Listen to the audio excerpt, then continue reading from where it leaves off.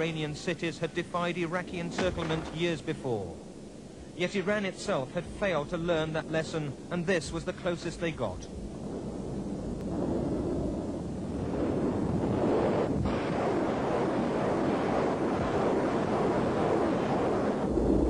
Devastating barrages by rocket and artillery, backed by armoured assaults, eventually enabled Iraq to break the Iranian stranglehold.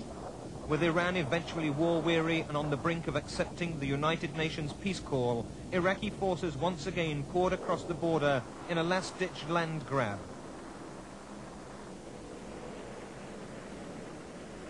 Although the war had failed to produce a clear victor, Iraq's supreme leader Saddam Hussein contrived to convince his people that they had won despite failing in all his war aims.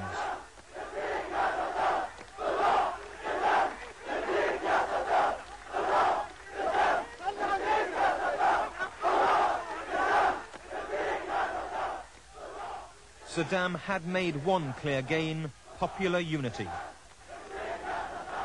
On the banks of the war-torn Shatt al-Arab waterway, statues of 99 of Saddam's fallen commanders point accusingly at Iran, glossing over the fact that it was Iraq which opened hostilities.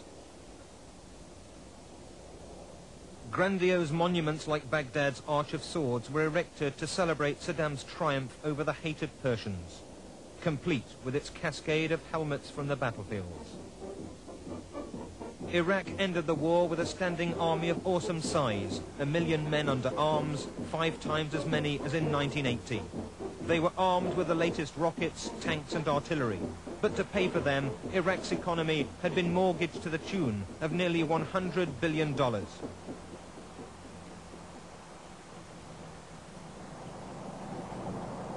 At the same time, the oil industry, its biggest earner, was devastated.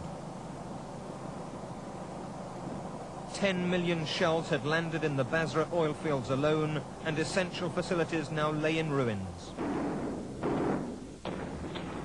Iraq's invasion of Kuwait brought Baghdad several rewards: enlarged oil production and revenue, the cancellation of war debts, and the satisfaction of an ancient territorial claim.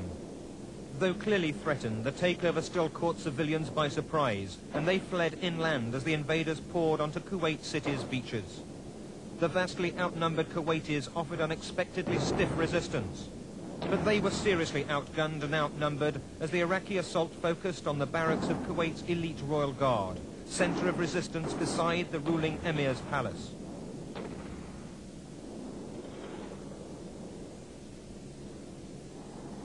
That resistance crumbled with the arrival of Iraqi helicopter gunships, but the world reacted with unprecedented solidarity. The United States aircraft carrier Independence spearheaded a huge multinational force gathered to police the Gulf and support the state next thought to be at risk, Saudi Arabia.